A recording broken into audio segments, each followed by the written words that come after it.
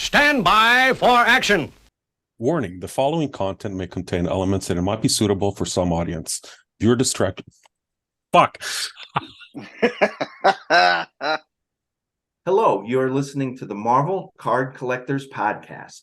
You are joining three artists and Ian today as we discuss all things Marvel cards and art. I am Michael Munshaw, artist on Marvel Masterpiece and Marvel Premiere, and I am hot tagging to Dre. Morning, all. Dre here, artist on various Upper Deck sets. Glad to be on the show. This should be more than interesting. And I'm hot tagging Mr. Warner. Hey, this is Jalen Warner, another sketch artist on several different card sets, and you're listening to the Rebel Base Card Podcast. No? No. But well, you know what? We'll go with it. Was that good? Was it good for you?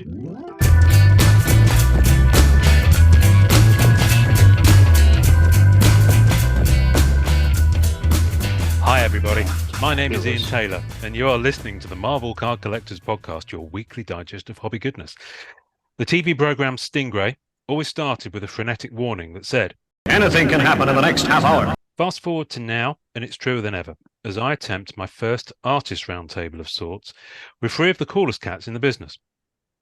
Originally titled Gettin, Sketchy, I already have a feeling the episode will actually be called The Trainwreck, but who knows, they may surprise us. So, settle in as I herd cats and bid a welcome to alphabetically so as not to bruise any egos, Andre Orsh, Michael Munshaw, and Jalen Warner. Good morning, gentlemen. Good morning, sir. Good morning. Good In morning. the Canadian alphabet, J comes before M, but in Britain it's backwards. Yeah, well, I believe he was using surnames in the alphabetical order. I was, yeah. I'm so Okay. glad one of us is educated. So morning, I believe fellas. it's pronounced edumacated. Good. This is going to be crazy, right? It's been a while since we've all been together. In fact, have we ever all actually been together on one stream or podcast or anything like that? No, sir. I believe this is the first time. But you Yeah. guys have hung out and done stuff, haven't you?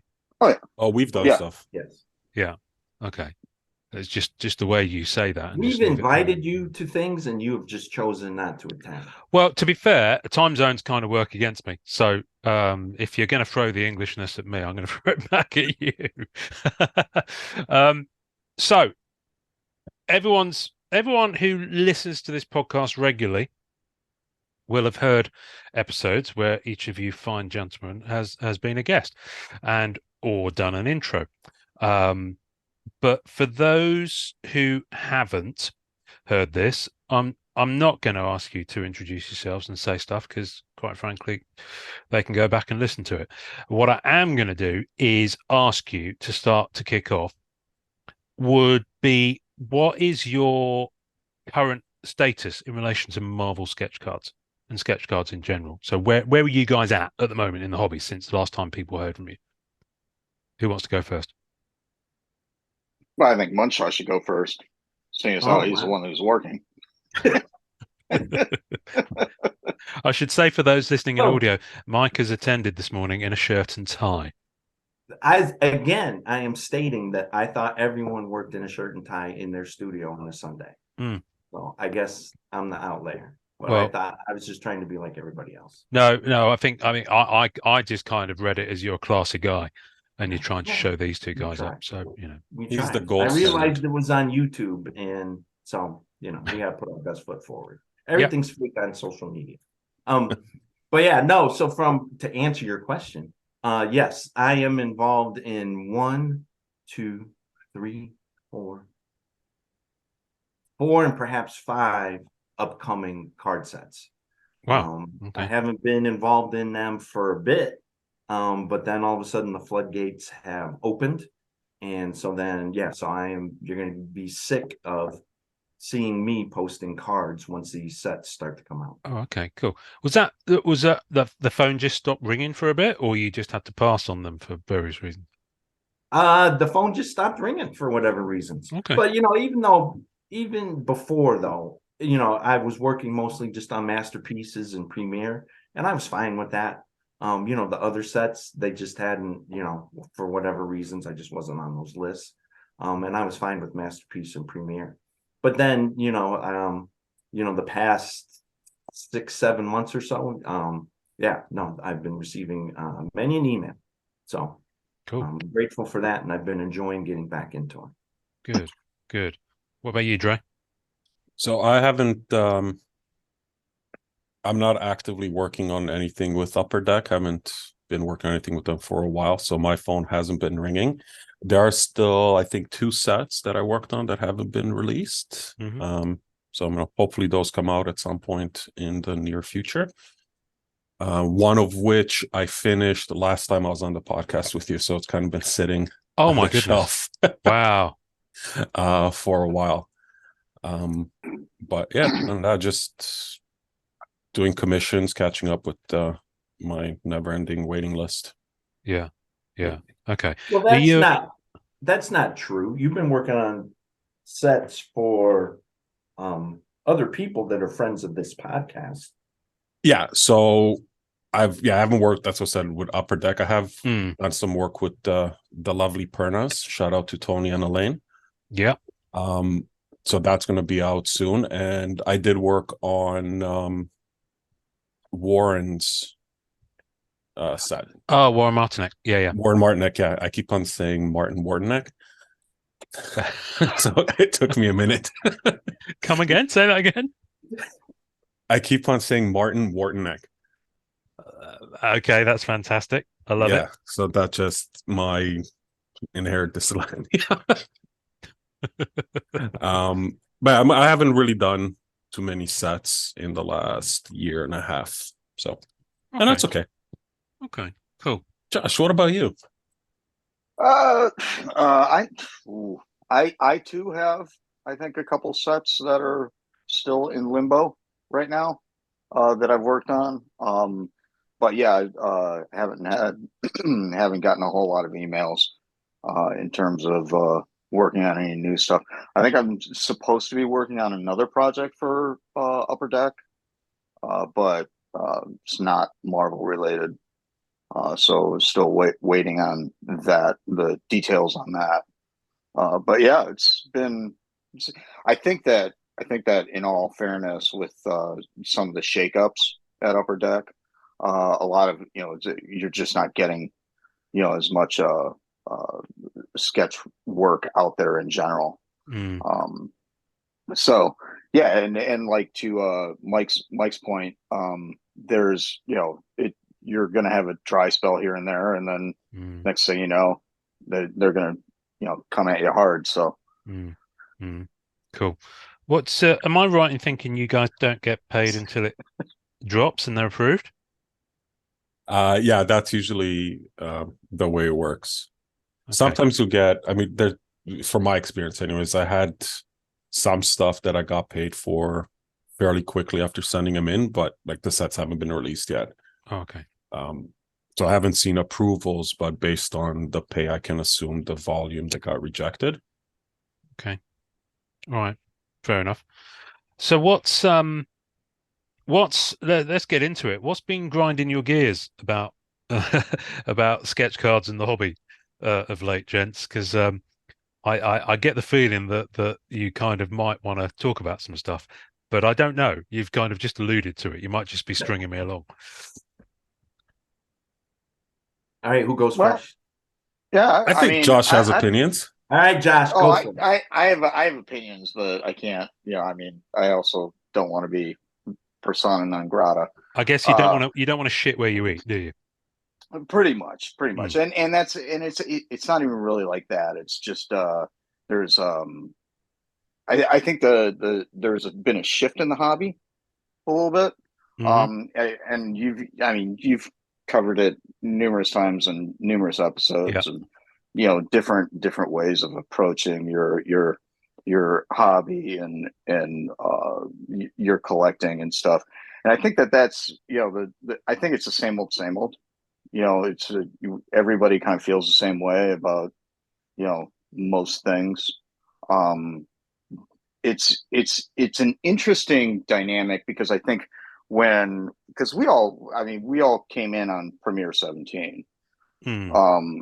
And I think that when we came in, that's about the time you started like Marvel Masterpieces group or something, or one of the groups. And we kind of got in, and it was like definitely a different scene in terms of collecting. Hmm. And then now we've had this influx of new collectors that approach the hobby a little bit differently, and it lends a new dynamic to the community, if you will. Hmm. But it's also, one of the things that, that I guess, quote unquote, grinds my gears is that like the old guard, so to speak, kind of, we're kind of relevant to, because we were, there then, and now you've got new collectors in, and because we may not be as visible as we once were, in terms of showing up in sets, that, it's like there's we haven't I have no relevance anyways. So You're always relevant. You're never not. well, and that's, I'm actually thinking about doing those live streams again, just to have fun with it. Well, I was going to ask about those actually, because for those who don't know, I mean, was it originally Jay and Dre that did them, and then you kind of had other people come on board? Was it you two that started them? You used to do these live streams on a Wednesday in Yeah, MCCW. that was Jay's Right. thing. During the pandy, I started trying to get like different artists every week and kind of doing Yeah. a Yeah. chat and Mhm. draw, and then Mm. I had Michael, Josh, Gordon. Gordon, Dave Palumbo, Oh goodness, yeah, I forgot about those. Marcia. Yeah, Marcia, Ray, Jason Montoya. I like a lot of yeah. people, and that Mm. was just during a time where everybody seemed to have a lot of free time because it was something in the air. So I was able to do that, and then Josh started doing his weekly Wednesday thing, which I think, Josh, I don't put words in your mouth, but you're kind of doing it as a giveaway and kind of like an Yeah. act of goodness to the community to, keep the spirits up. Yeah, it was And because at that, during the pandemic, not only were, people kind of locked in their house, so to speak. A lot of people were laid off, Mm. and didn't have, the disposable income to collect. So I thought it would be kind of a nice gesture to do the stream, interact with the folks, bring Dre on as an example where we just chit chat and, kind of trying to make the best of the time. And then at the end of it, I basically uh, do a live drawing, and whoever won the drawing got the drawing. So It was just a drawing for the drawing. yeah, yeah, yeah. just But draw I for mean, the drawing it of the was drawing. cool, and Yeah. I think a lot of people really kind of appreciated the fact Yeah. that, it's like, instead of just being, locked up in your house and stuff, you could still kind of interact. Yeah. Yeah.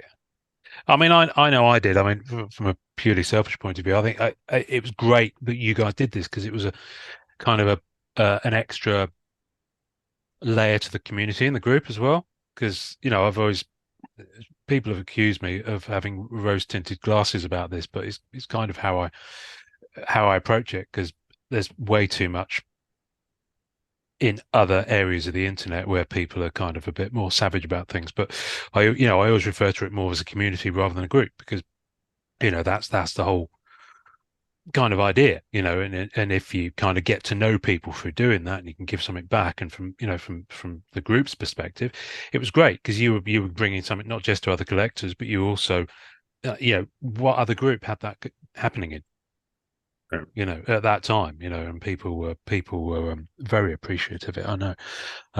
You said something interesting just there, Jay, and I wanted to pick up on it. Um, do you think sketches are still valued in the same way? by the newer collectors that have come into the hobby since the pandemic? Oh, you know what? I mean, it depends on what the definition of valued is.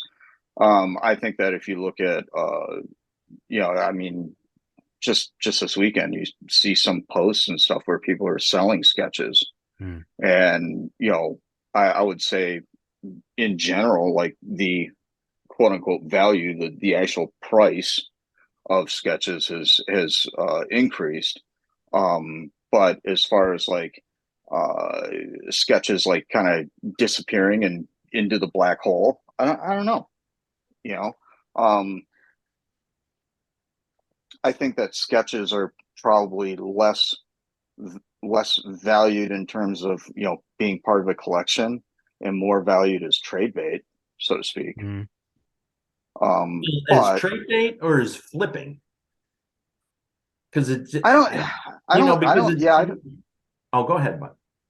yeah, I don't think that it's really a flipping thing. I think it's just, I think that a lot of, I think you have your core group of collectors that really go after sketches and so on and so Yeah. forth. And I think that for the a lot of collectors, it's just not necessarily their thing. So when they get it, it's like if they happen to open a pack or a box or whatever, and they happen to get a sketch, it's like, oh, cool, this is something that I could put towards that other thing that I'm really going after. So, I mean, yeah, I think that they are valued in that sense. Um, but like I said, I think I personally think that I'm seeing more and more sketches come out of the black holes, Yeah. Well, then, okay, and so why are people slabbing and grading their sketch cards if their intention is not to flip them? Isn't that the only reason they're doing that? Is because they want them graded, they want to get that high grade, and then they can get their maximum amount of money from that. Possibly. That's an interesting thought, because I think, I mean, if we look over the last 24 months or so, and what's been happening with the sketches, the first anime release really made sketches pop, and you saw an overnight increase in value of sketch cards overall. And I think part of that has to do with the fact, like, anime, much like Palumbo's masterpieces, brought in a whole new audience to the market. I mean, where Palumbo brought in a lot of Magic the Gathering and sci-fi collectors, and because yep, of the name and the following and his presence in that space, and I mean, we saw some very high sales of sketch cards and Palumbo's work overall. I mean, Palumbo's work's amazing, and it should definitely bring in the top dollar. But that one, masterpieces being a high ticket set and a limited set because everything's Emerson, was a little bit more constrained. But then when anime dropped, which brought in an influx of anime and Peach followers and fans of her work, that audience looked at the original art differently. And we saw it. I mean, I definitely talked to Josh about this. Michael, I don't know if we ever had a conversation about literally overnight when anime dropped and stuff started showing up on eBay, the baseline of sketch card prices went up 50-60%. Right. So while was, if let's say the baseline was $100 a week before, all of a sudden it was $150-$170 for a sketch. Your background's screwing you a bit on that one, Josh. yeah, that's It's an well, anime AP. yeah, MAP. So anime I think had a big impact on kind of raising the prices, introducing a whole new audience to that aspect of the hobby. And then, fast forward to Spidey Metal, which was, however you want to look at it, agree with it or disagree with it, was pretty much revolutionary in the Marvel card set, in the Marvel card space, because it brought in, for whatever reason, seemingly brought in a sports collector audience, right? And it was that whole boom around PMGs. And this is my opinion as a non-collector, just because I'm an innocent bystander. So I'm Switzerland and just kind of watching what's happening. Oh, you're far from innocent. Okay, yeah, sorry, not innocent. Right?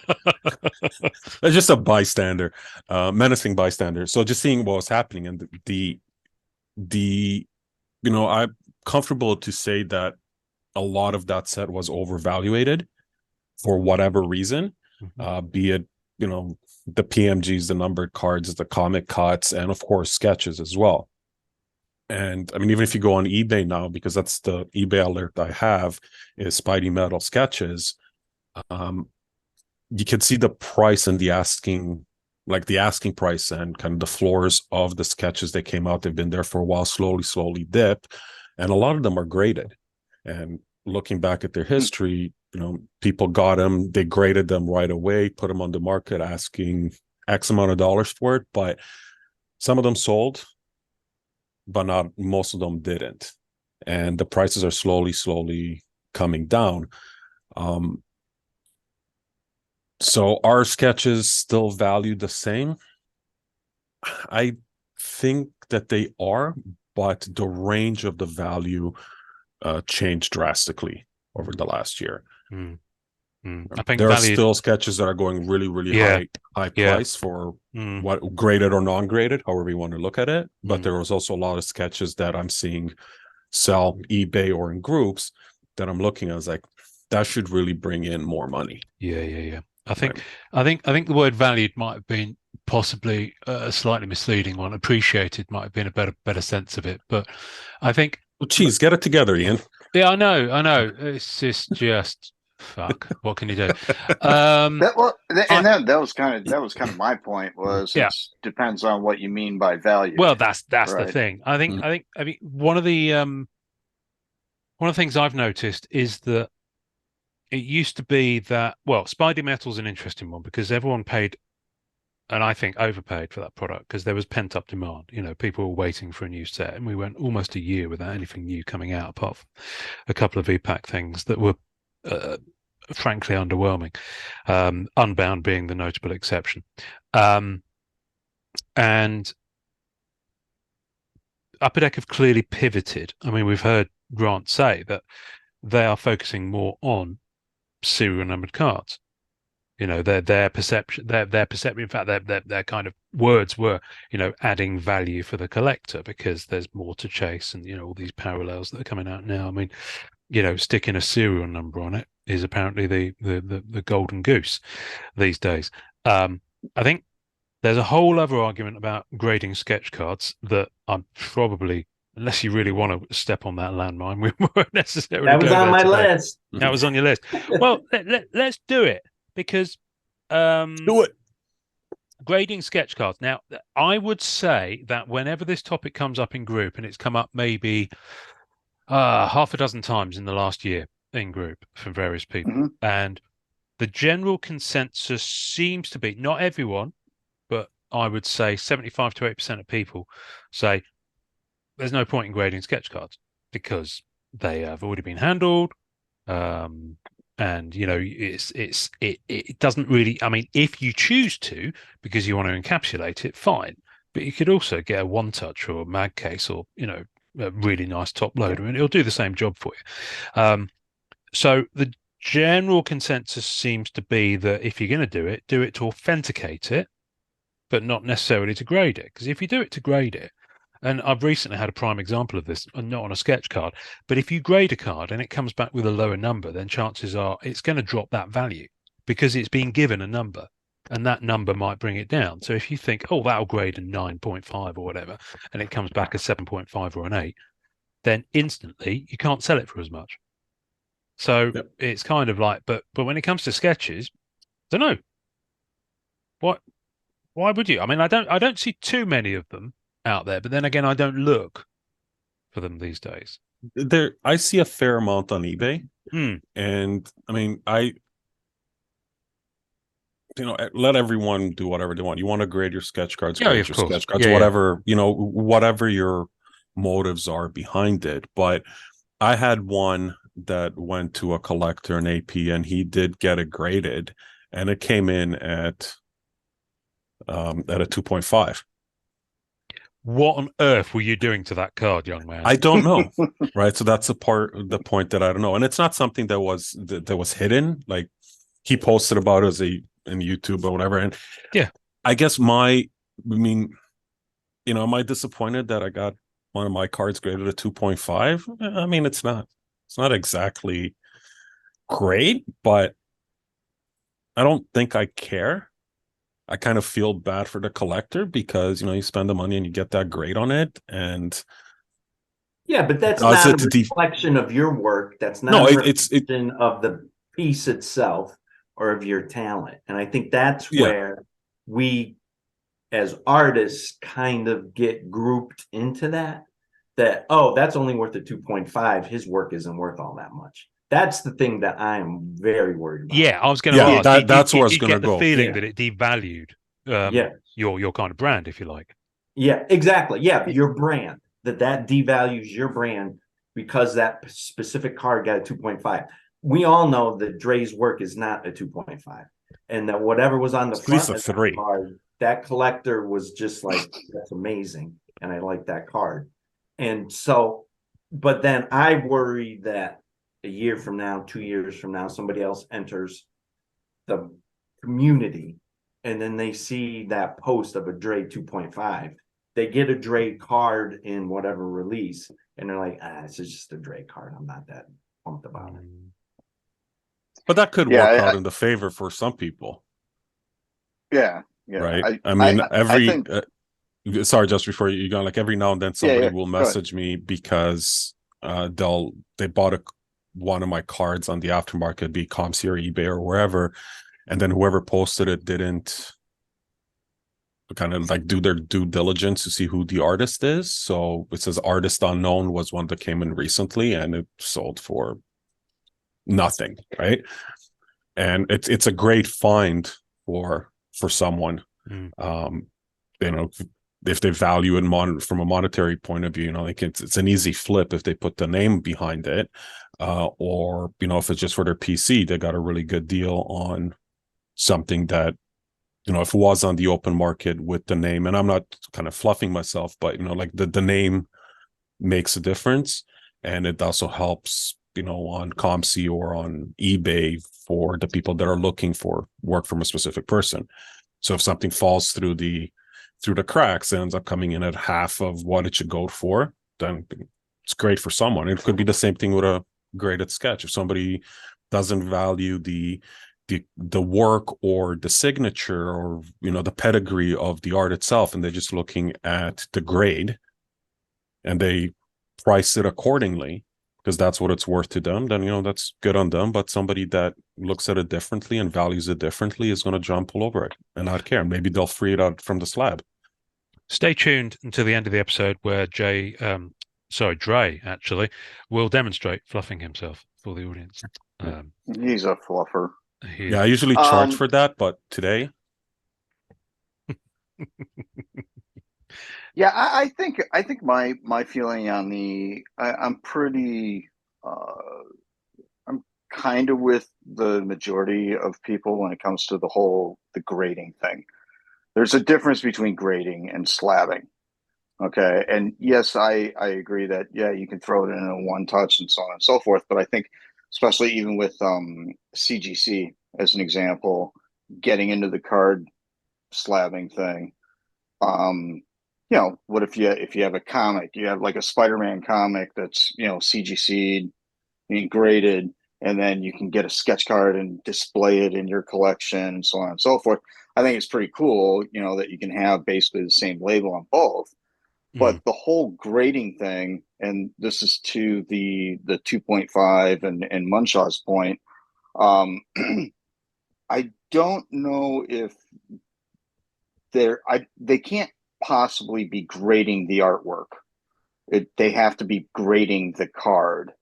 And I mean, you get a sketch card that's graded. I mean, they're grading the condition of the card. What do the corners look like? What is the is the back of it scratched up, so to speak? And I'm guessing that that's the case because, I mean, if you think about it, these cards get, first they get printed, then somebody has to basically count them out, put them in a box, ship them off to a sketch artist. The sketch artist then turns around and just alligator wrestles with these things, for like a week and a half to make their deadline. And then they throw it back into a box and then ship it back to the warehouse. Then it has to be taken out, separated. All this stack gets separated and then collated into, the packs. I mean, the amount of booger hooks that touched these cards it's insane. I mean, it's unlike for instance, like a just a regular base card. It for the most part comes off the press and goes into a pack, right? Whereas sketch cards, they get manhandled, you know. So the grading thing doesn't make sense to me, but the slabbing thing, and especially for those that are looking to PC it, that makes sense to me. If it, like, for instance, you get a Black Cat, issue 1, right, and you get it CGC'd and slabbed, and then you've got like a PMG, you get graded and slabbed. And then, part of your display, part of your collection, you know what, I really like this sketch, right? So, I mean, that part of it makes sense to me, but the whole, putting a value based on a number for grading on a sketch card is not, I don't think is wise. To Michael's point, it's inevitable that some people are going to come into the hobby and value the cards based on the grade, and that is that's unfortunate because it's not a true representation of the art, right? Or the true value, not necessarily monetary, but value of the art itself. Because if you had a Jusko sketch card that for some reason has an indent on it or a brush bristle on it or something like that, and it gets graded and ends up getting a low grade, does that devalue the card in any way? I don't think so, right? For the way I look at it is when you're collecting, investing, whichever word you want to use for the sketch cards, it's about the artist and the art. Right? And I like to protect the cards, and I try to be as careful as I can with the corners and the backs. I think I do a pretty good job maintaining the integrity of the back, but the front through my process goes through so many different mediums, and there's tape and there's masking fluid and there's airbrush and pen and marker and pencil and whatever it may be. So the surface integrity is not going to be maintained. But in no way does that impact the quality of the art. All right. So what you just said, that's one of the things, I guess, are we going to say grind my gears or whatever how we're going to refer to that?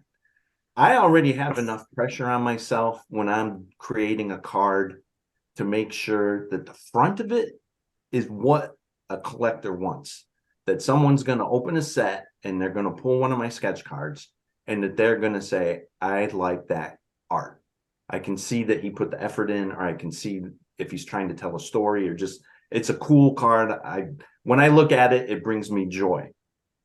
I can't worry about the back. I have enough pressure already on myself that I want to create a nice piece of art for the collector.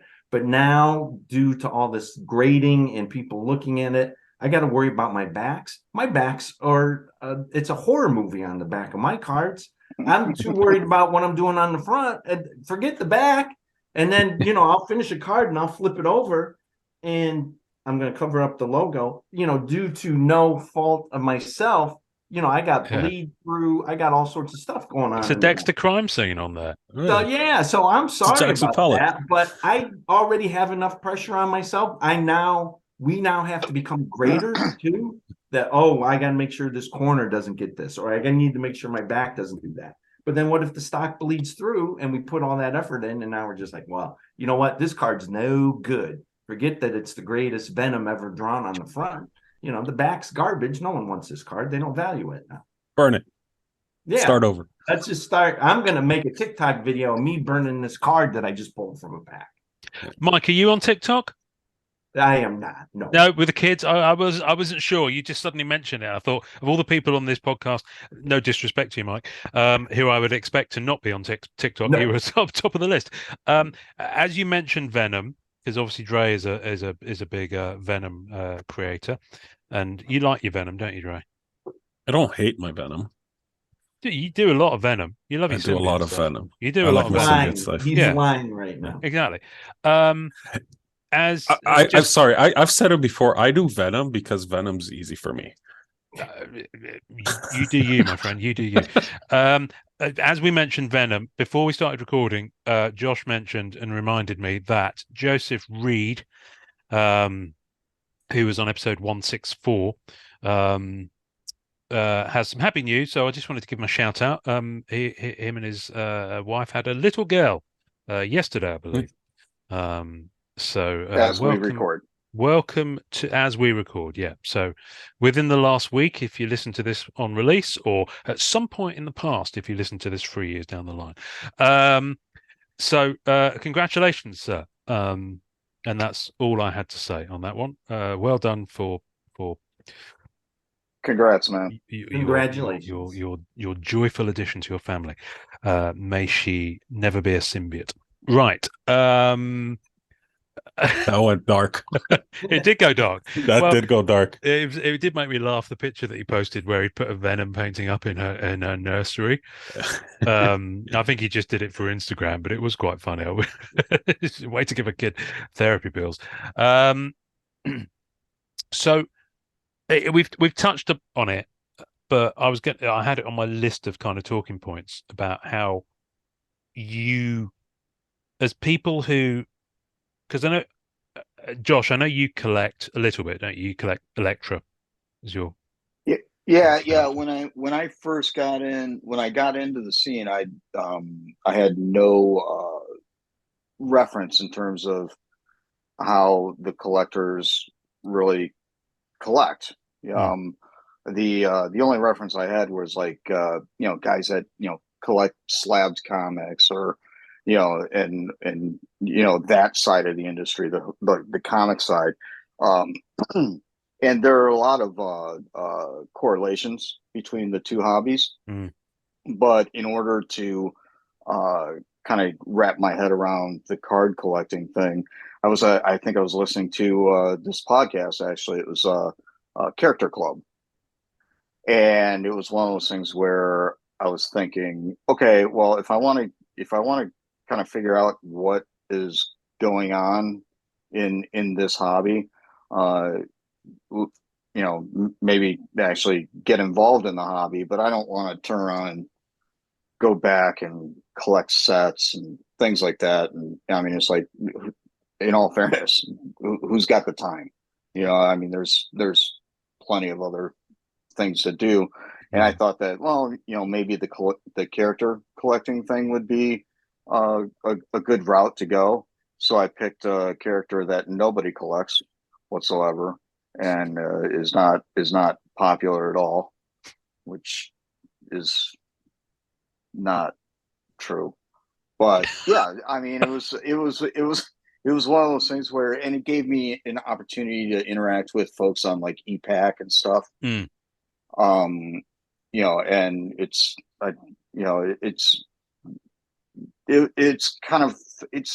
it gives you a way in to interact with the community without being the artist on this set or whatever. You can just kind of be an average Joe, what I was leading to was, because obviously you've had that taste of being a collector, and I know, Mike, you've gone after a few things, and Dre, I think, were you doing Unbound at one point? I did on the first round of Unbound. I went in a little ham on that because I kept on hitting autos, and Well, it just kept. Yeah, I know it's a horrible I know. problem to have. Yeah. I think Bad I news. got like 18 out of the first 20. Go. So like, yeah, and I didn't keep any of them, so I did like, it just sold all of them and ended up kind of free rolling the whole set. And I'm sort of doing Unbound too, but I think I'm just like, I'm not going for redemptions or anything. I'm just going for the hollow foils. So a lot of stuff is done through trade. Okay. So obviously you've got, your artist hat on, your kind of card professional hat, and then you've got a little bit of a dabble in Professional. the. Well, you're getting paid to produce a card that goes into an official licensed set. So from my point of view, you're professionals, in that regard. You're Hey. being. Oh, sorry. Hang on. Sorry. Did you hear that, by the way? We can't hear you. No, sorry. It No. was really loud at this end. Oh, yeah. They've just done the first ever Looks like he's test swearing a lot. of the emergency alert Is it system just me? through people's mobile phones. Oh, wow. So, Oh, sorry, it was just me. I couldn't hear you.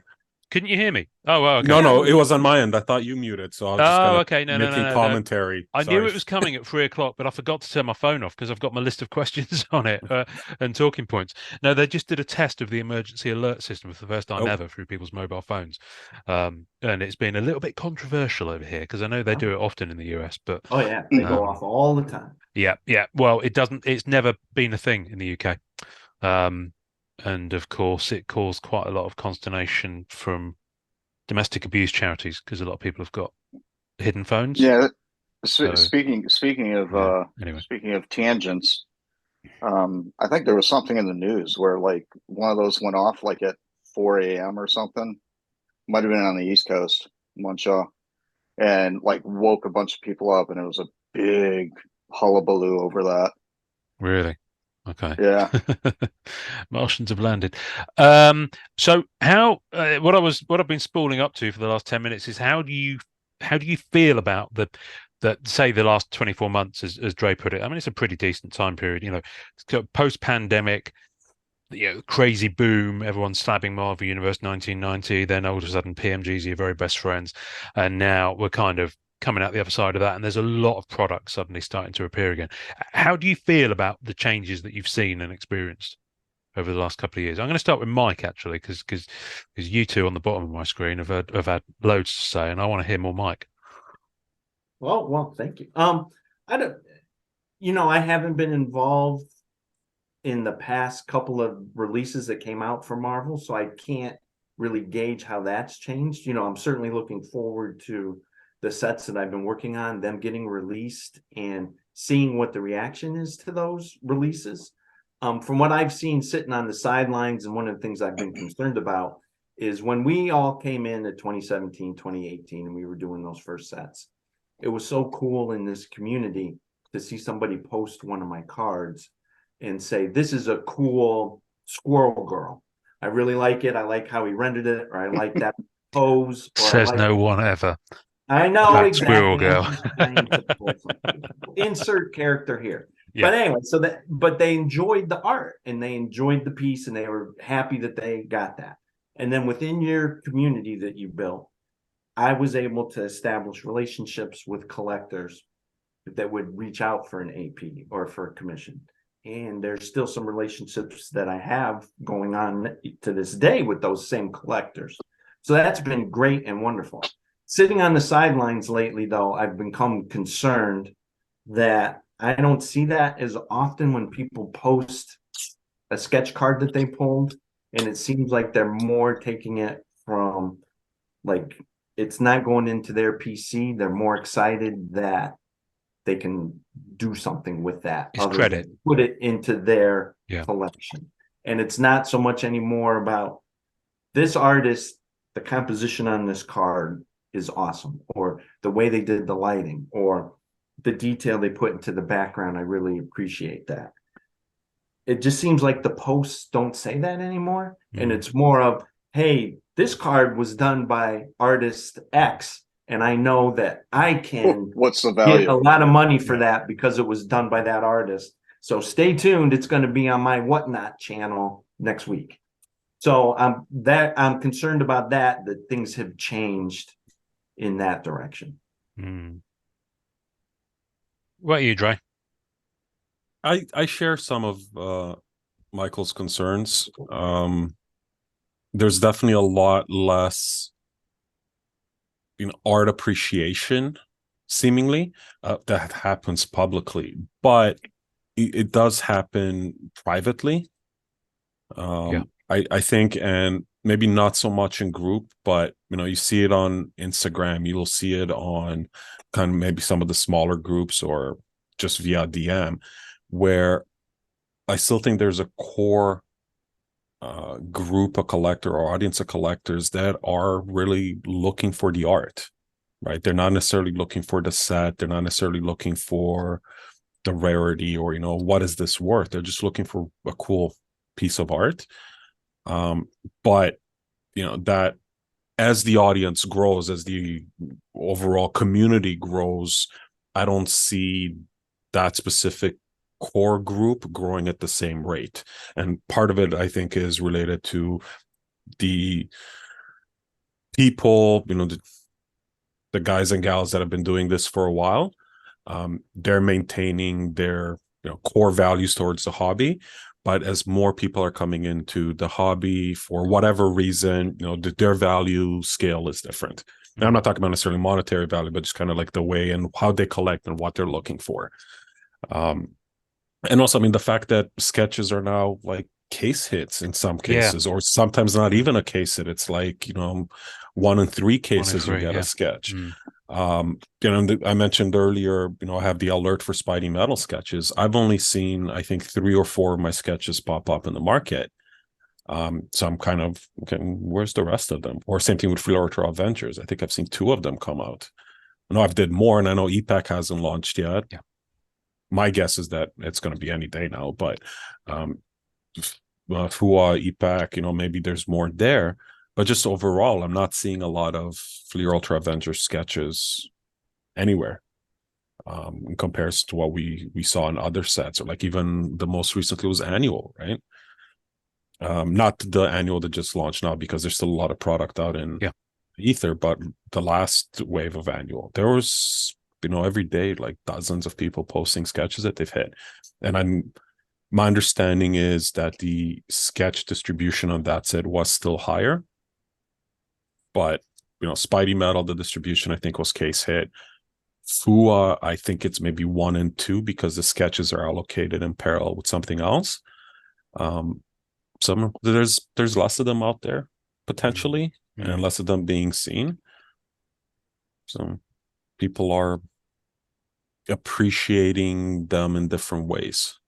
Yeah. Right. And then there's always the mathematical appreciation of something where people look, and you see this. It's funny, Michael mentioned Whatnot. I watch a lot of Whatnot stuff, mainly because there's blah, blah, blah. Are we boring you, Josh? No, keep going, dude. Like I'll watch a lot of stuff on Whatnot, and there's, Watch Me Open, Cards of Metal, Graded Gamer, those guys and lady who really know what they're talking about, and they're really highlighting the product from both a rarity and a quality point of view. Yeah. But then there's all these other people out there that are just kind of riding the wave, and they're just opening things, and they have no idea what they're looking at, what they're looking for. They're valuing things based on the hit rate. They're valuing, and I am talking about monetary value in this And sense, based on the value of the box. The value of the box is like, here's this, Fleer Ultra medallion, silver medallion, $100. But no, there's no way. But there's such a big audience of people that are ingesting that content and experiencing that and seeing those transactions that, inadvertently are valuing the things based on what they're seeing. It comes to new reality. Yeah, and it becomes a new reality. And then you go to people that know what they're talking about, and they're pricing things at market value, at more understandable market value, more realistic market values, and it's just a little bit of a shift there. I think So Josh has Josh feelings. He's ready. He's champing at the bit here.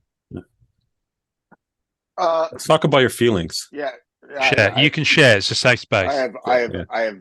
You know, don't do that.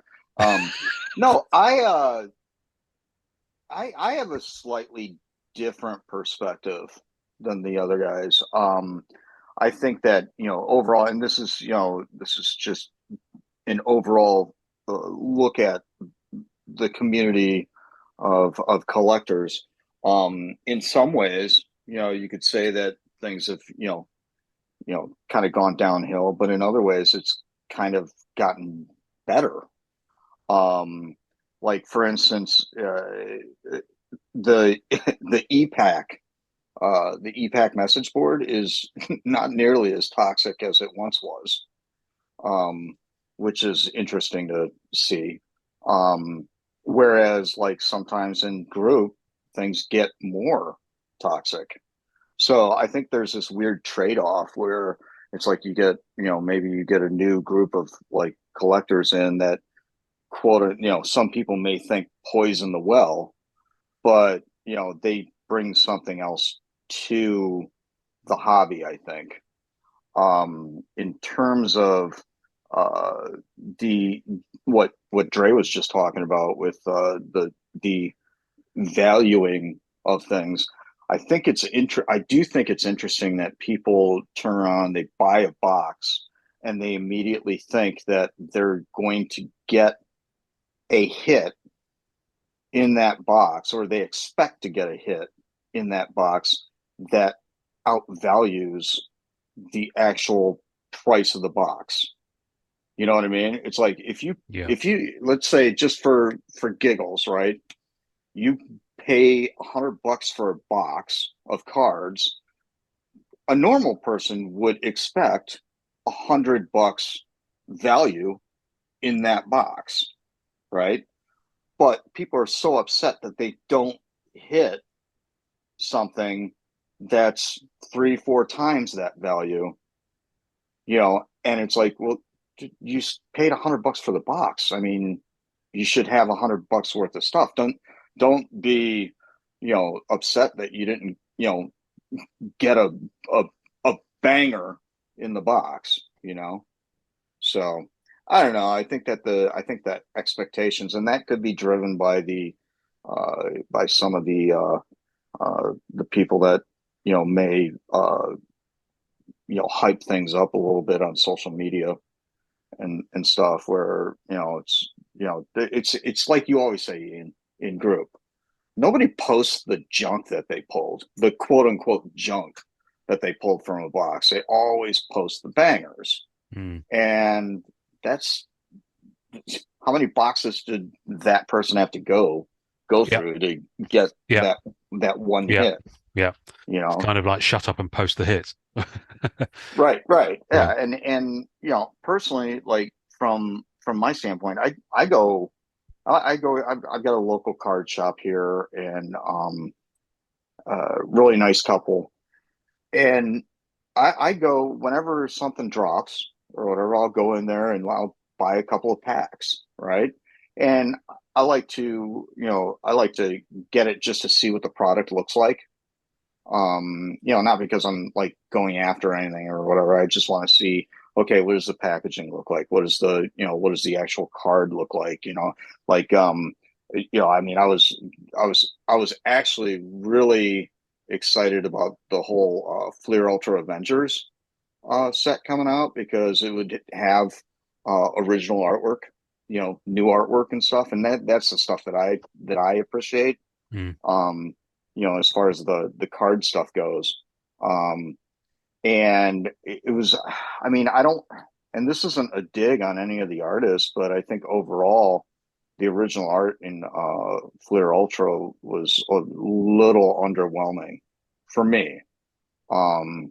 So I mean, it was like, I like what was it? What was the last one? Was it Spider-Man? Fleer Ultra Spider-Man, yeah, 2017. Fleer Ultra X-Men in 2018. Okay, yeah, those were pretty good. I mean, but if you put Avengers up against those sets, I don't think Avengers stands up to those those previous Fleer Ultras, in my opinion. And that's this week's hobby hot take. We will see you next episode. Yeah. Yeah. No. Again, I mean, I think that, like I said, I like the original art. Some of the, and I like to see the designs on the cards too, in terms of, what they do with the artwork. Yeah. Yeah, there's some pretty good stuff in. I mean, I love. There's obviously different, in terms of some of the artists that they've come out with this time. I mean, like I said, before we started recording, I opened 2 blasters yesterday with my daughter, and she robbed all the good hits, and including a green Electra that I was going to be Nice. sending your way, but she snagged it. So tough. Yeah. But I mean, you can't go wrong with the Silver Age ones from Tom Morgan. I think that they're just see, and those ones I think that those are my favorite insert.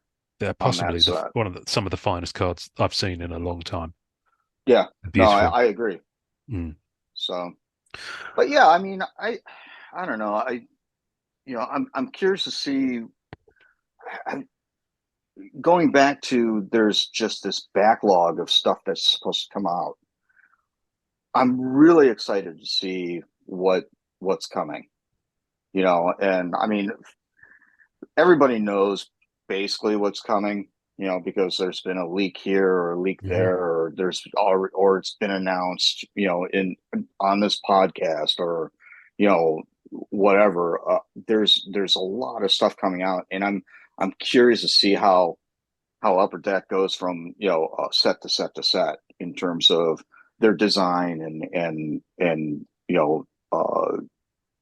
what are they doing with the inserts. I think that they're kind of wrangled in some stuff where, like, for instance, with the metal sets, they're kind of sticking to a certain way of building that set, and then they're doing that with each set, which I think is cool. I think that this annual that just came out, I think it's probably one of the best annual sets that has been released, in my opinion. Yeah, people are digging it. I've got a box to open, actually, which I'll probably do on YouTube at some point. Not on YouTube, Instagram. That's the one.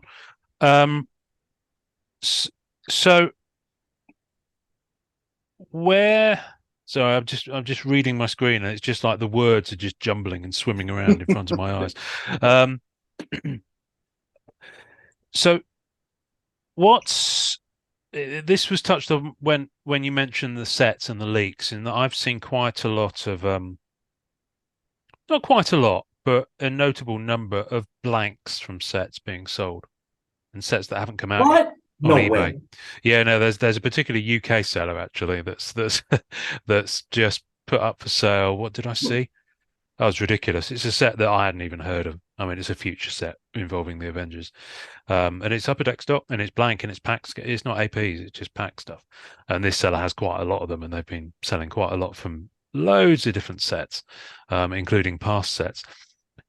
Talk to me about because I know all artists are different, and some choose to do things in a different way, and I know there are contractual obligations that you have. But talk to me about how you perceive the risk taken, if you indeed perceive it as a risk, by artists who show stuff for sets that haven't come out yet, or maybe even go to the lengths of selling or procuring cards from sets they maybe haven't worked on. I don't think any of us have any opinion on that whatsoever. I don't think we've ever spoken about that it's that big of a deal. And of course, I'm being facetious. All three of us are all on board that every once in a while our phone will blow up, and one of us would have seen somebody posting a blank such and such of a set that's not even released yet.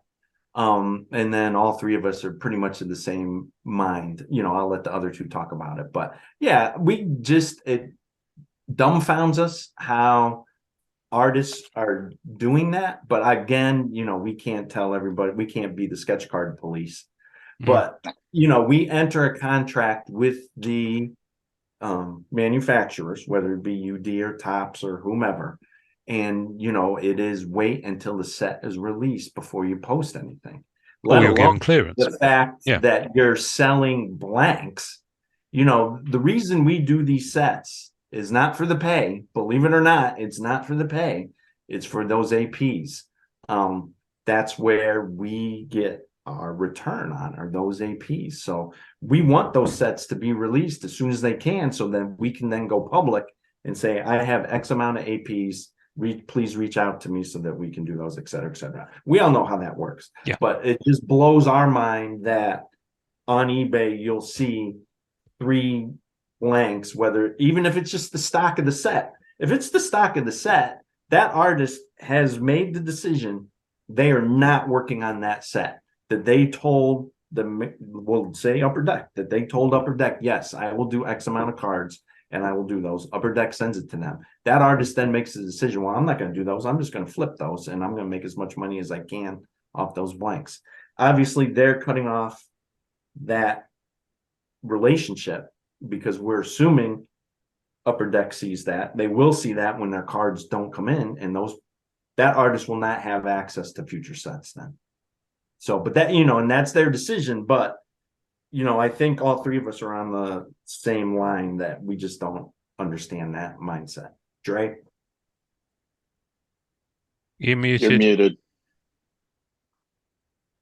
So, while I agree with what most of what Michael said, my attitude towards this has changed over the last little while. I was highly outraged when this first started really You becoming... sent me some very spicy messages, I remember. Yeah. Yeah. And I was like, this is just... Because it started with MM20. Right? That's really when it became like really publicly visible. eBay sales, people just straight out selling stuff on Instagram, things like that. Now, as fast forward a little bit, and as I've educated myself more about this specific aspect of the hobby, it's always been going on, but it's been going on behind closed doors and on a smaller scale. But now you can go on eBay right now and buy masterpieces, Premiere, Wolverine, Avengers versus X-Men. Yeah.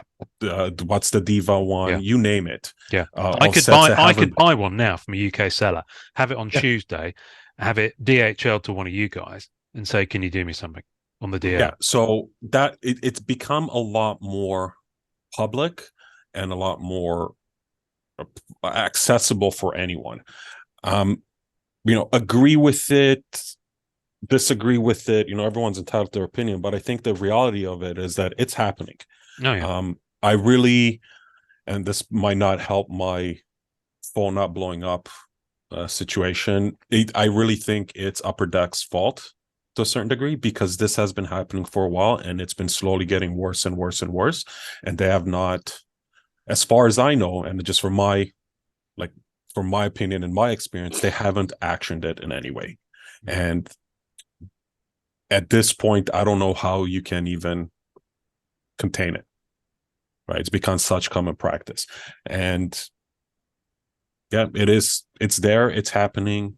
And, some people are highly against it. Some people don't care. Some people are just oblivious to the fact. And it really, I think, comes down to the individual artist or collector to do with it how they choose. I also think that there's a lot of misconceptions and a lot of opinions around it that aren't really fact. One of them being that an artist can't work on an aftermarket blank contractually. Tell me more. So I've seen comments and people saying, as as an Upper Deck artist, I'm not contractually allowed to work on the set. And while that could be, and most likely is, an ethical, moral decision that somebody has to make, I don't believe in any contract says that you can't work on a blank that somebody sends you. Interesting. And that's opinion, right? So because what's the difference between you sending me a blank to the face and get a 1.5 grade, or me sending you a blank to the face and get a 1.5 Oh, grade? trust me, I will deface it. Yes, but Right. I don't What's have the your skills. difference? Yeah, Right. The difference between defacing and fluffing is uh, very Well, beauty's in the eye of minuscule. the beholder, right? So, but what's the difference there? Right. Okay. Or somebody going on eBay, buying a blank, going to a con and getting a top tier artist to do work on that blank. Right. Yeah, who didn't work on that set. Who didn't work, or Now, obviously, if Upper Deck choose to have an opinion about that and put that artist on the do not call list, that's different. But if you're telling me that there's nothing in the contract that says you can't do that, that's interesting. That's news to me. Obviously, I don't see this contract, and the other thing we don't see is sorry, there might be different contracts with different people in different regions, so which is possible. That's what I'm saying. This is based on my experience and my exposure to it. What I was about to say was contracts probably change with each set as well. I imagine that the goalposts aren't always the same. There's certainly the goalposts for Marvel Masterpieces 2007 will be very, very different to they are today. Personally, as a big fan of Masterpieces 2007, I would love a blank sketch card, not to have anything on it, but just to go in my master set. Just to have that there as a piece, because I think it's a lovely item. But that's different. If you had one choice word for people who do actually move and deal in blanks like that, what would it be? Ooh. Oh, I'm you do you, boo. Just You do you, right? Let it do whatever you want. Yeah. Fair enough. That's me. Says Josh. Yeah, He's not going there. He's not going there. I have an interesting take on it, and it's actually a little more aligned with Dre's than what one would think. I have two minds of the whole situation. Like Dre said, I mean, this has been going on since day one, and so I mean, it is part of the hobby. It's part of the thing. In terms of like contractually speaking, if you're not on the set, there's no contract to deal with. So it's not like, oh, I'm on this set, I'm supposed to do X amount of cards, and then and whatever, and then it all plays out. But if you didn't get the contract, but you happen to have a blank in your possession, I agree with Dre in the sense that if somebody happens to have a blank and sends it to you and says, "Hey, can you do this?" I mean, you do you, right? The part that gets in that kind of grinds me is that there are so many people, and it's not hard to figure out who's taking these and not doing the work and just selling off the blanks and so on and so forth. I mean, their name is generally right there on the eBay, sell, the as a seller for eBay.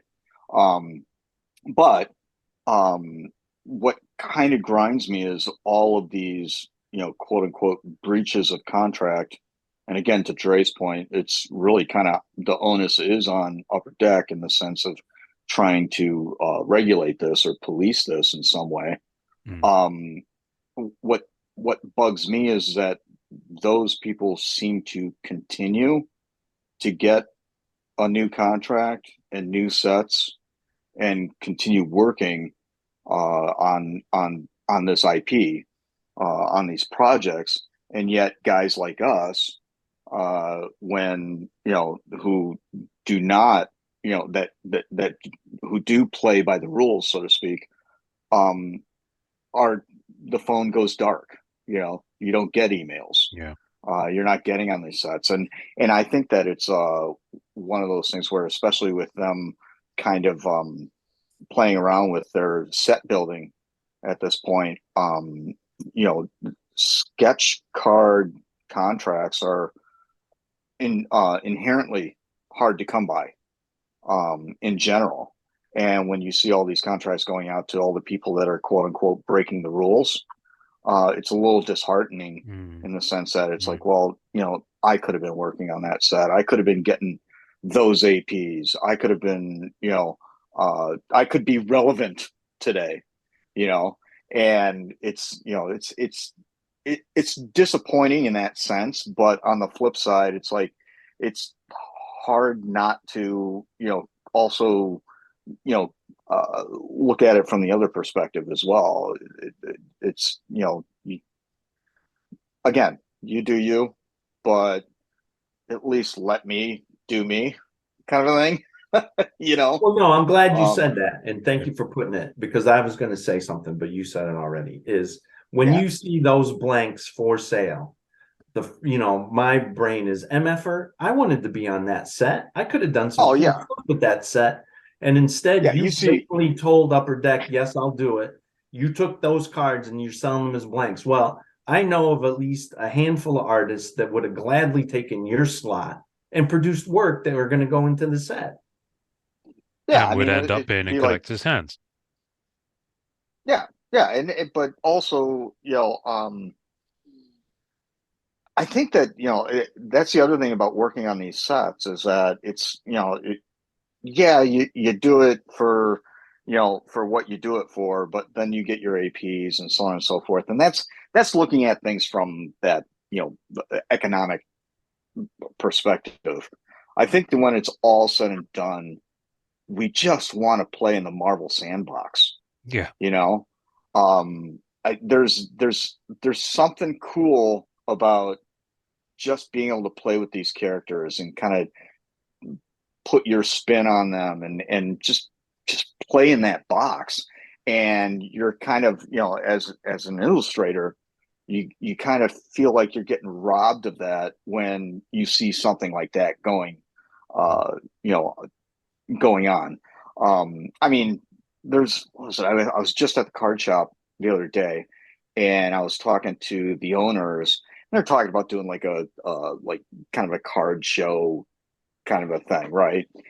There in the shop, and there was these young kids that came in like after school. They rode their bikes up to the card shop, and they're looking at cards, and they're kind of flipping through things and stuff like that. And the owner turns to these little guys and say, "Hey, you guys ever meet a Marvel artist before?" And he goes, "Well, he's worked on some of the Marvel cards," and the kid's jaws dropped to the floor. And it was like, that's cool. Cause I mean, now this kid, I mean, yeah, okay, I do sketch cards, whatever, not a huge deal. But these kids like kind of look at you and say, "Oh man, I just met like a rock star at the local card shop," And I mean, it's good for them. I mean, as collectors and being part of the hobby, I think that's cool. It's nice. It's something positive, which is good. There's way too little of that in the world. So what's the harm in any more? How would? Sorry, before you go on, this is why I raised my hand so I don't forget my train of thought. One of the things that does grind my gears. Does grind my gear? I don't know. English not my first language. Is the or second Canadian? Yeah, Canadian's not English. So one of the byproducts of this aftermarket, black market, blank reality that exists is there's a lack of transparency in the collector space. And I've seen and had conversations with collectors about this, and you see a lot of comments about it, about cards showing up on the market being labeled as pack pulled, which are not. And that part I take strong offense to, because I think that's the part where it is in the artist and the collector's control to have the transparency and have the communication saying, "Hey, this is an aftermarket card. by an artist that may or may not have been on the set. And it's one thing when it's an AP where it has the foil and has the AP there. It's another thing where it's a base sketch that made its way through and then ends up on the, secondary, tertiary market for sale. On the And black market. Well, it's not black market. eBay's not black market, but it just shows up for sale. Art, drawing of X character by X artist. Nobody's saying that this is aftermarket. This is not a set art thing. That is technically an AP. And what worries me, kind of doing a circle back to what we were talking about earlier, is what happens when this goes into grading, because there's no way for any of the grading companies to be able to validate that is an on the official authentication card versus they can authenticate the signature saying that this is this artist that did it. If it's signed. If it's signed, but there's no way becomes impossible for it to authenticate that this card is a legitimate card for that set. Yeah. Right. And that's a nuance that I think is going to become more and more apparent as time goes on. Yeah. That's interesting.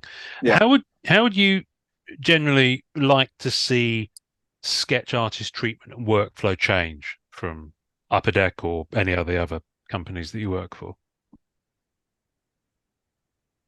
I'll go because I have an opinion on this. Communication. I know, again, this is from my personal experience dealing with publishers. Communication is at times extremely, extremely spotty. It's no secret that the pay is not on par with the value of the product. But my understanding is that is slowly improving with certain publishers. Again, not really working with any of the big publishers in a while. I'm not sure where it sits like now, but based on conversations I've had with other people, it's like it is getting better. I still don't think it's anywhere near where it needs to be, but it is getting better. But overall communication is at times extremely, extremely painful, to the point where you just don't hear back, right? You'll get, and one of the realities of being a sketch art artist is you can get a full set rejection, and you will get a full set rejection with no explanation. And while, contractually it says that, the publisher could, or the IP holder could reject all your card and you may not get an explanation. When you get a single card, you can look at it and you can okay, maybe that character's bent. Maybe there's a little bit too much cleavage here. Maybe the bulge is a little too detailed. I don't know, whatever. Sometimes you can do it. But when you get, sorry, all 55 cards that you've submitted were rejected with no explanation or payment, it's that's a problem, and that will sour people. And there's been more and more of that happening over the last little while, and more artists have been vocal about it, sharing their experiences, and it's unfortunate. Yeah. Right. I think that's something that could, not knowing the inner workings of the publishers, it is something that could be remedied. Yeah, with a little bit of effort and more consideration to the artists themselves, because I've had half my Spider-Man rejected, as I did 2 batches, no explanation. Right? And again, it's not that for me, it's not the money. I'm not gonna cry over the dozens of dollars that I didn't get paid on it. I'm more disappointed in the fact that, I spent about 30, 40 hours on those cards. The time investment. The time and the fact that they're never going to be seen there are, work that, I want people to see, and I want to end up in the hands of collectors to, one, help me further my brand as an illustrator, as an artist, but also, continue to play in that sandbox. But unfortunately, for whatever reason, they weren't approved, and they'll never see the light of day, supposedly. Yes, supposedly. I would like to see the manufacturers move this perception of the sketch cards up a little bit on their marketing materials. Hmm. We are creating one of a kind, one piece of art that, there's only one of these. But yet when the set finally gets released, one, it's a crapshoot as to whether there's an actual list of the sketch card artists that participated in that set. Sometimes it just says sketch cards, and then we're not even listed. But then when we are listed, we're always down at the bottom below the cards that they deem more important because a machine was able to gold foil stamp on a card or green foil stamp on a card. So these cards are more important than these actual original pieces of art that someone really worked hard to try to create a collectible for you. So would it kill them to move that kind of up on the list of importance when a set is released, rather than the last thing listed is, oh yeah, and then there's some sketch cards? Yeah. It's interesting listening to Rhea Owens a couple of weeks back. And her work was always, and Rittenhouse were very good at this. They would always prominently put the sketch card images alongside the images of all the other cards, top, front, and center. They were part of the main selling points of the set, and they would often be on the sides of the boxes, on the sell sheets when they used to actually print and distribute those. They'd be up and out there, and they were proud of them. There was something in there. So yeah, it's interesting you say that. I kind of noticed it, but it never dawned on me that it's kind of almost at the bottom. It's like, oh, and also we happen to have some sketch cards. I think it's I although I agree with pretty much everything that everybody said. I always looked at a sketch card in a box or in a case or whatever. That's like the icing on the cake, and I don't know if many collectors in general really kind of see it that way. Where it's like, ooh, this is a hit. You know what I mean? In terms of, oh, how lucky am I to get this? This isn't. It's when you buy a box, that's not what you're not buying the box for a sketch. It's just the icing on the cake. Well, they used to. That's the thing, and that's the Right. thing. A lot of collectors, the days of Rittenhouse and indeed some of the early Upper Deck sets and all Marvel Masterpieces sets, and of course Premiere. You were guaranteed a sketch per box. Right, and that's I'll be the first to admit that I always thought that, because we went from, honestly, it was about when we came in 2017. I think that the sketch ratios were pretty heavy in terms of, you were basically guaranteed a sketch and whatever, you know and I always wanted it to be kind of that special thing, and so I thought that there were too many sketches, so when they started kind of limiting them, I thought it was probably a good move to try and, I don't know, I don't want to say pump the value of a sketch, but in the sense of monetarily, but it would pump the value of a sketch in terms of, ooh, I got something special in this box or in this case or whatever. The flip side of that is that if you're going to limit the amount of sketches, you're going to limit the amount of sketch card artists. Yes. And to be honest, I didn't think that I'd be on the chopping block. So no, but I think it's, I think that you could still have like the same amount. It's just, hey, the days of doing like 100 and something sketches for a set are over. It's like, you're gonna get a contract for like 30 or 40 or something, tops, kind of thing. And that's cool. I'm cool with that. I think that, I think that in terms of what can Upper Deck do to hook a brother up, so to speak, I would, the communication thing, it is what it is. I mean, they're not, we look at things from this inside this Marvel bubble, and Upper Deck doesn't just do Marvel. So there's a lot of a lot of stuff going on there. But I would like, what I think would be really cool is how about doubling up on the APs that you get? I mean, it doesn't. In all fairness, it's like you get a handful of APs for a bunch of cards that you do. It Mm. costs in the grand scheme of things, it costs you nothing to give away these APs. Hook a brother up. I'm not saying that you got to pay me, $20 per card or something like that. I mean, it's like, dude, you're not going to get, you're just not going to get that return. But you're not losing anything by say throwing in a couple of extra APs. And I know that, again, from, depending on the artist and depending on their contract and so on and so forth, that can be negotiable. But I think it's just a general rule of thumb. Sounds like a quick win for them. Yeah.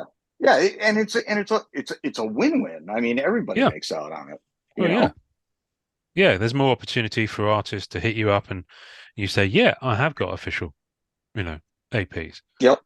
Yep. Which I imagine is, do you, this is interesting. Do you, get people send you that question? And if you haven't, and I assume a lot of people don't, do they kind of just go away? Sorry, which question? Do you have APs? Yeah. So if people come to you and go, do you have APs for, a Marvel set and you haven't for any reason, do they just go away or do they stay and buy anyway? Yes.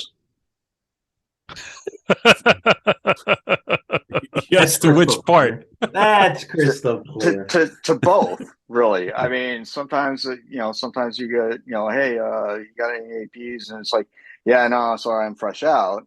All right, cool, I'll hit you up later. Or or yeah, they just disappear. I mean, Yeah.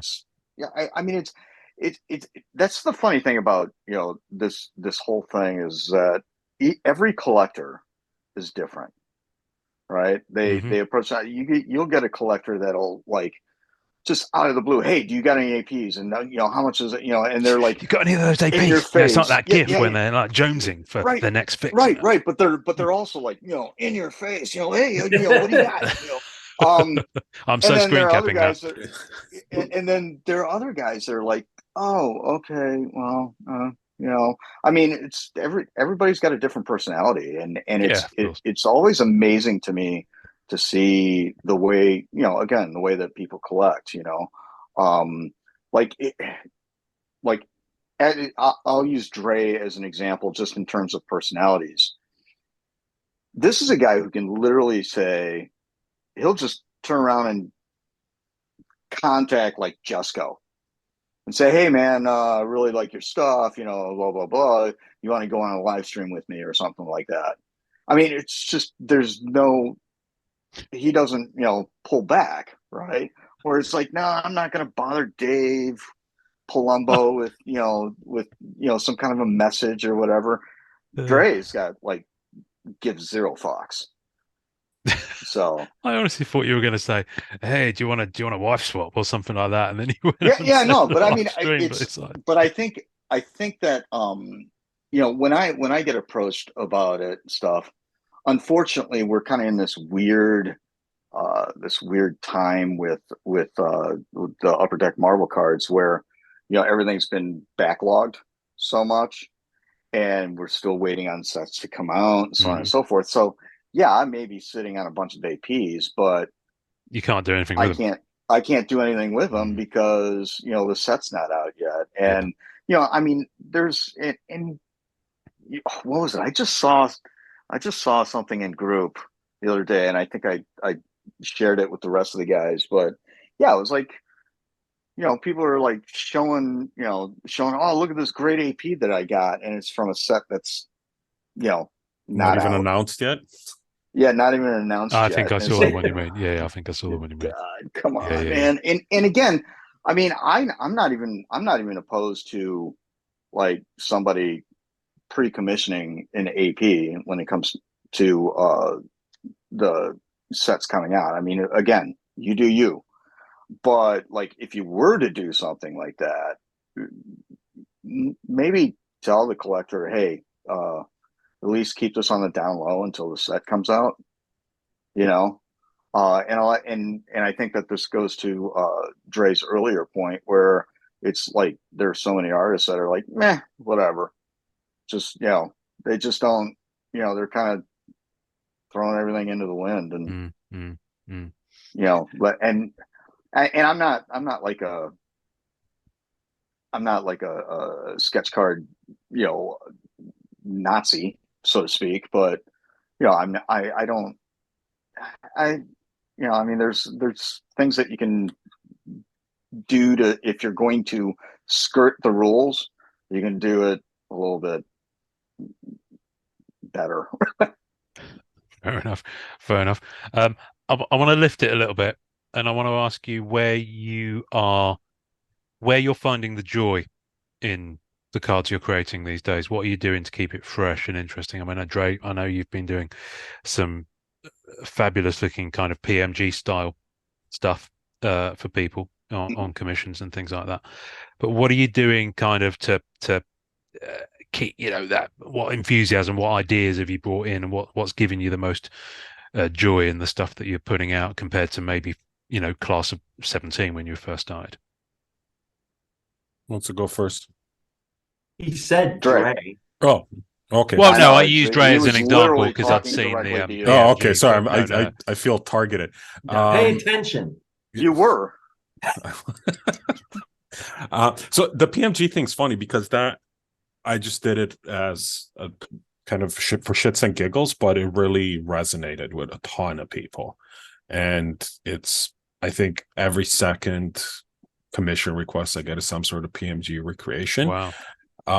Which is great. I don't mind doing them. They're fun and they're interesting. I mean, the real fun part about those is that most of them are recreation of existing art, so I can, it kind of treat it as a master study, which I love doing because I find it helps me improve my technique and my approach, and that's specifically on the PMGs. But in general,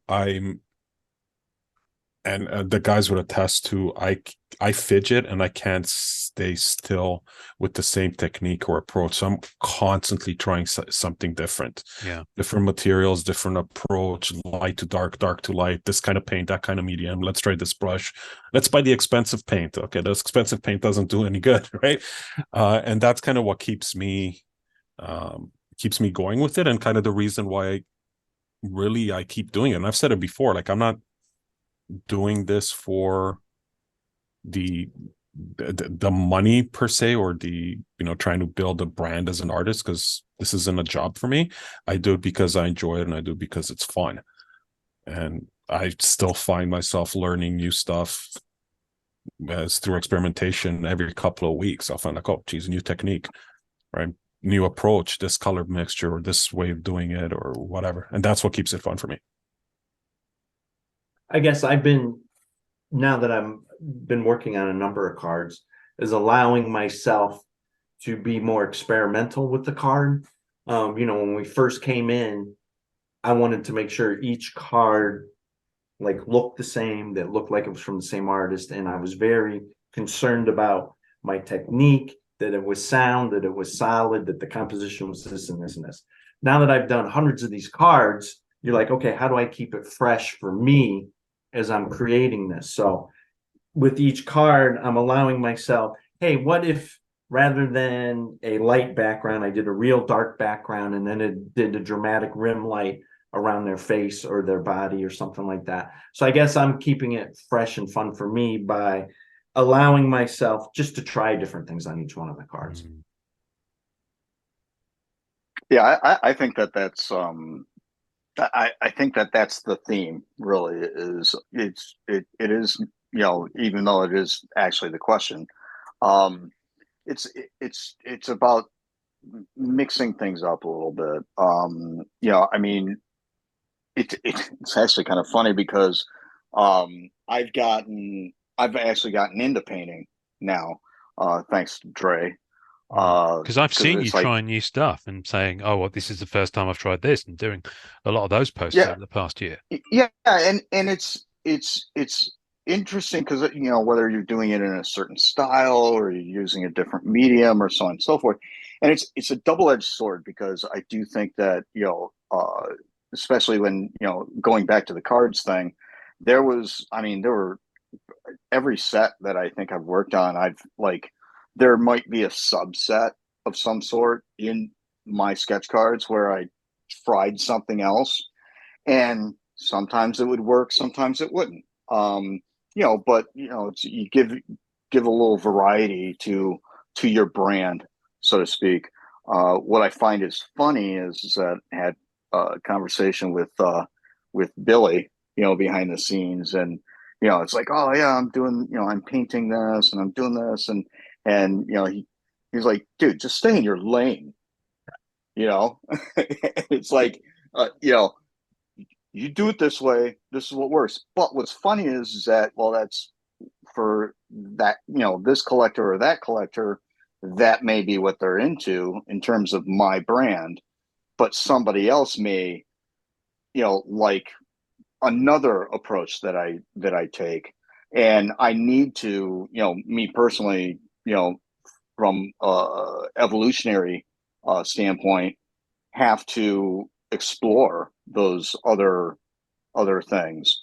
I think that it's, but it does come from, there's an enjoyment out of the evolution, and not every man, every man.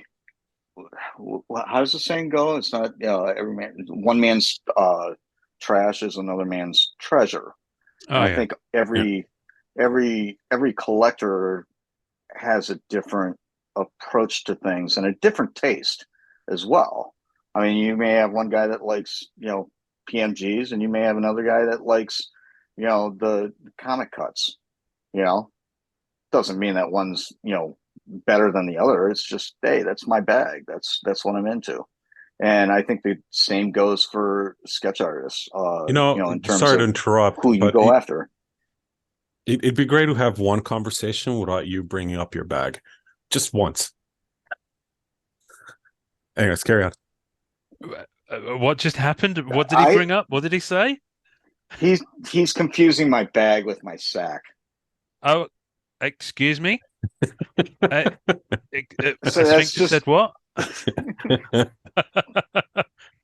No, yeah, no, I think that everybody's just got their own approach, and I really like, I think I really like seeing people, especially in group, when they post, oh, I got this, I got another sketch from this sketch card artist, Yeah.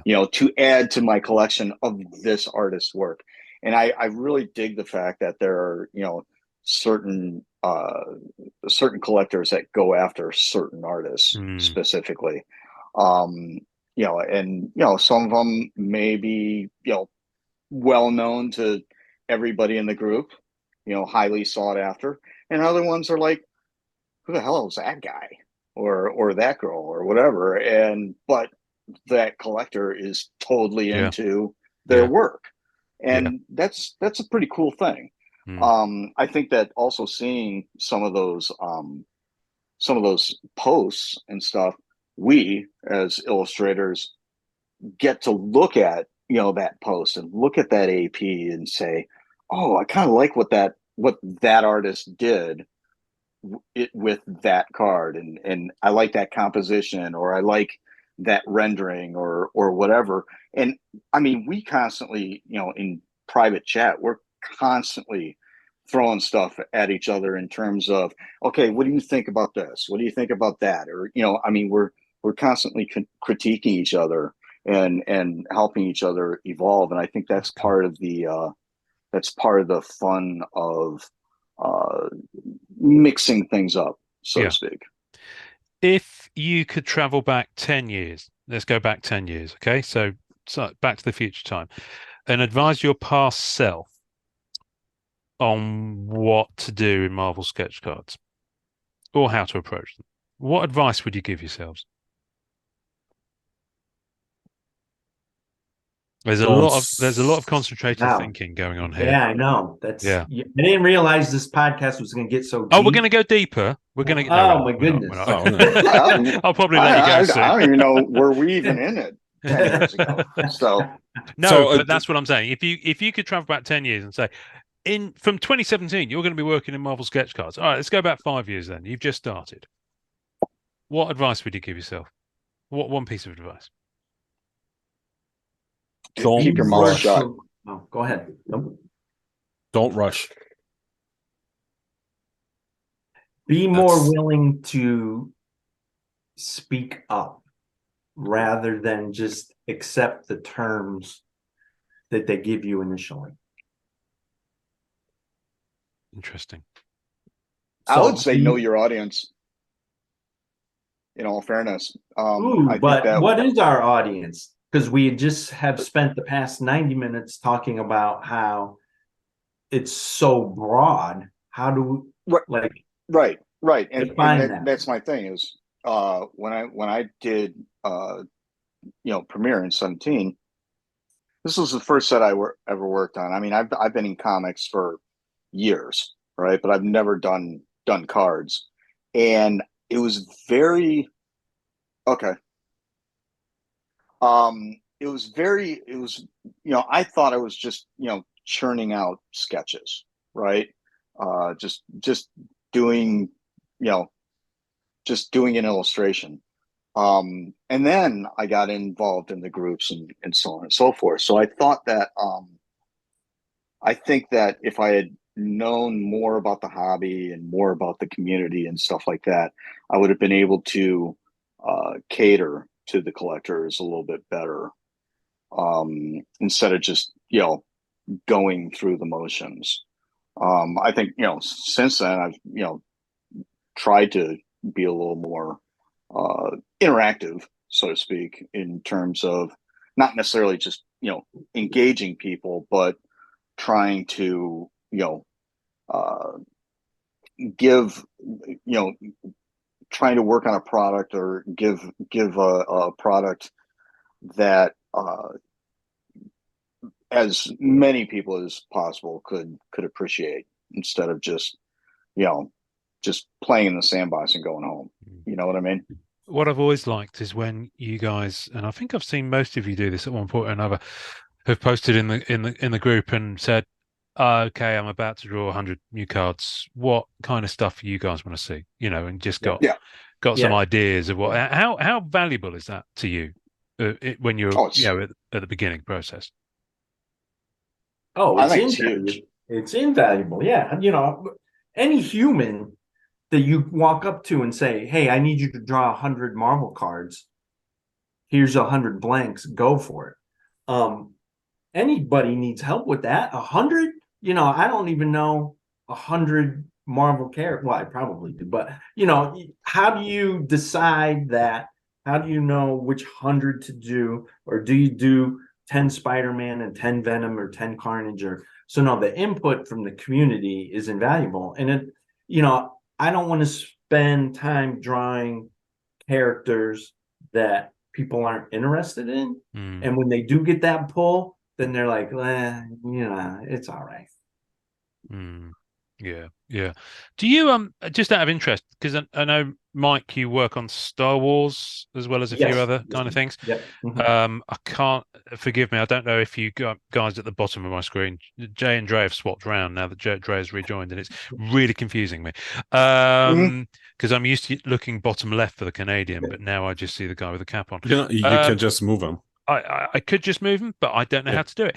And I'm not going to play around with it now while we're recording, because I'll probably just cut us all off. Do you get that?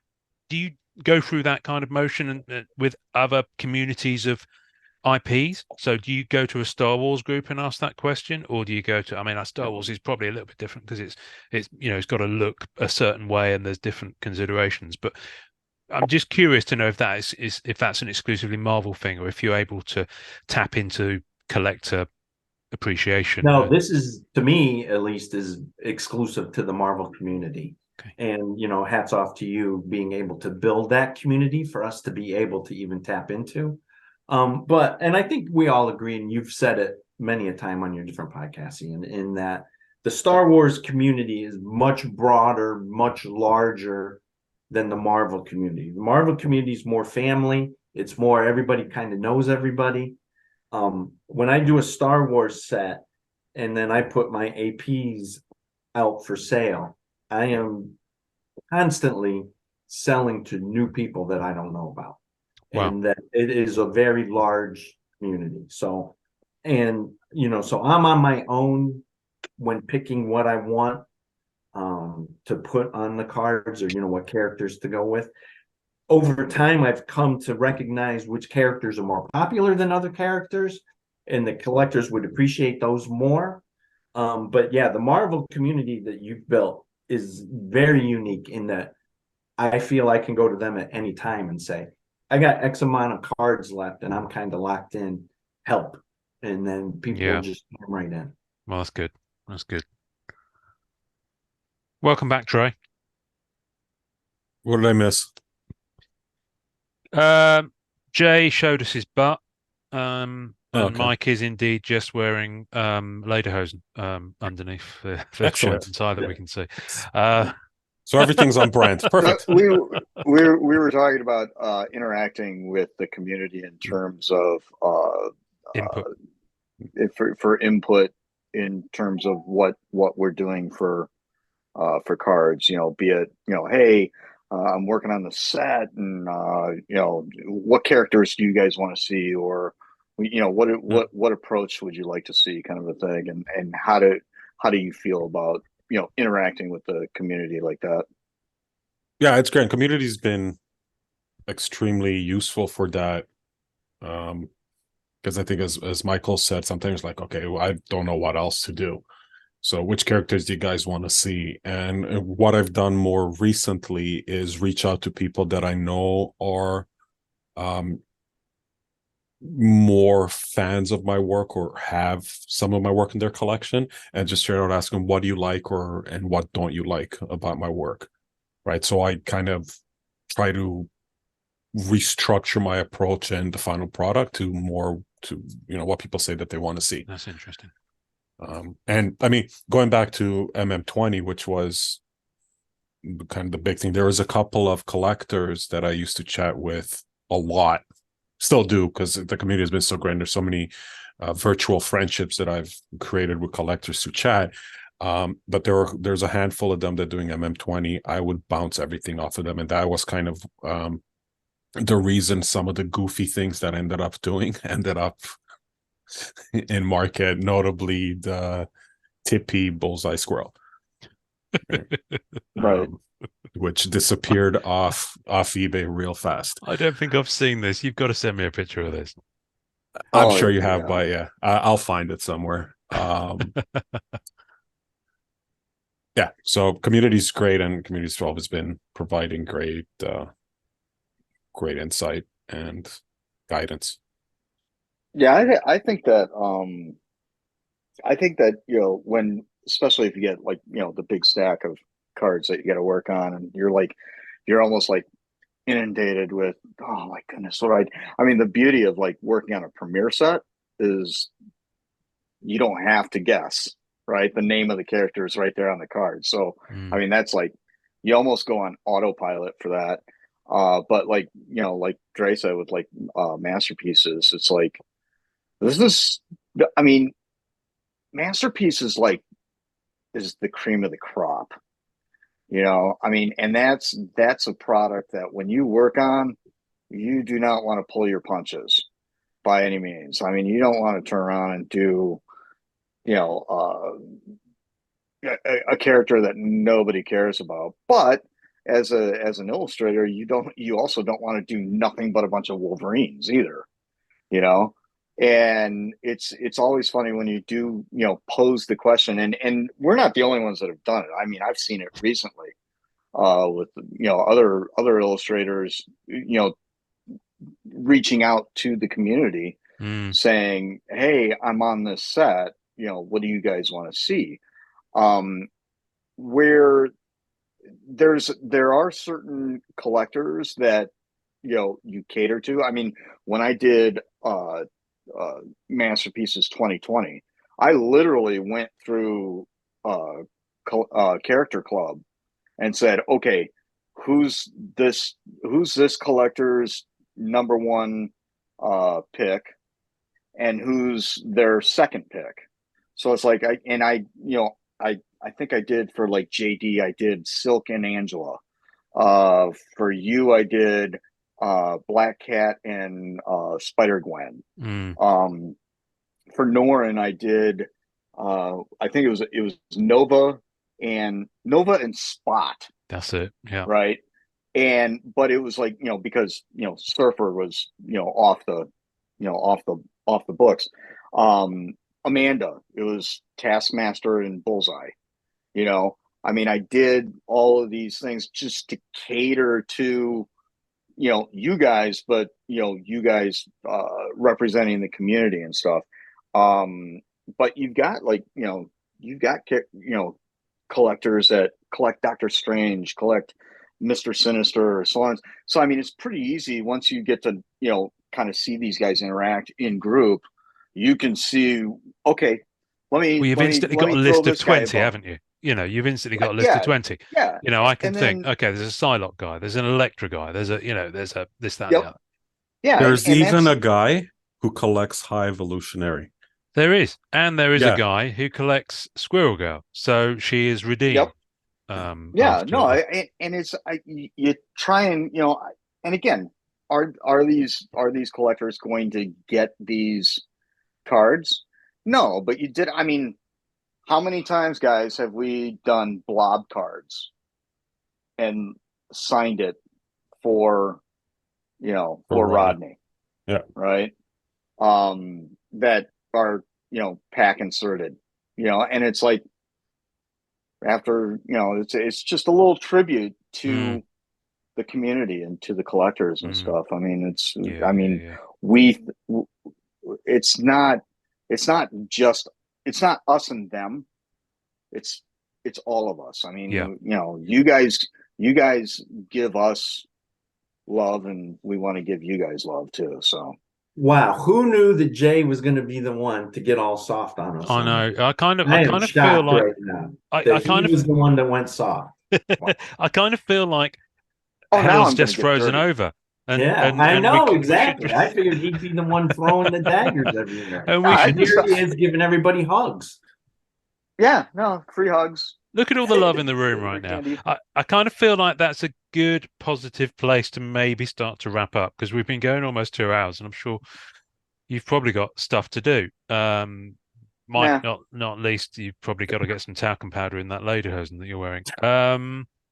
So what I'm just going to say now, what have you guys got going up? Let's do this. We'll do this, and we'll start with Mike because you're top left. Where can people go to find you? Because I want you to be able to pimp yourself a little bit. Sure. Where can people find you, and what have you got coming up that people should be looking forward to, Marvel or not Marvel? Okay, you can find me on Instagram at Art of M2. You can find me on Facebook, just my name, Michael Munshaw.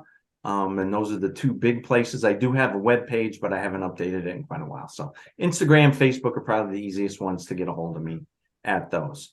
I have, as we said at the very beginning, I got a number of Marvel sets that will be coming out that I can't say anything about. So just stay tuned.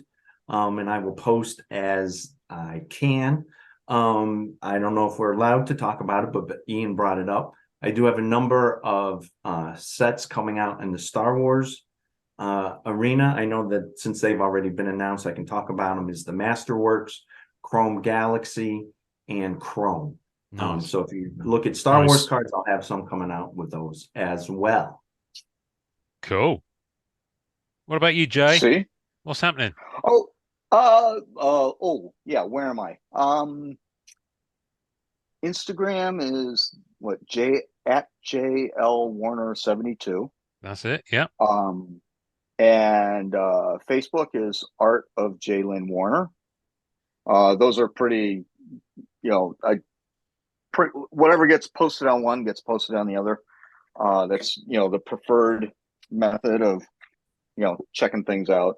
As of late, I've been kind of what as we were talking, what we were talking about earlier with the playing with different techniques and so on and so forth. I've been doing that a lot. I've been doing a lot of painting. I've got several different things that I got going on, but I think that probably the big thing to look out for is I think we're going to start doing the streaming thing again within group.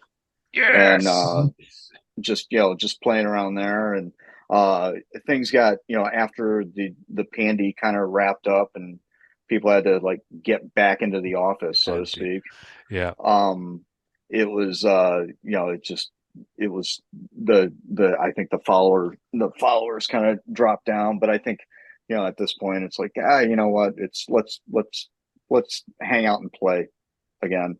And so I'll be reaching out and hopefully trying to get some sidekicks to come on.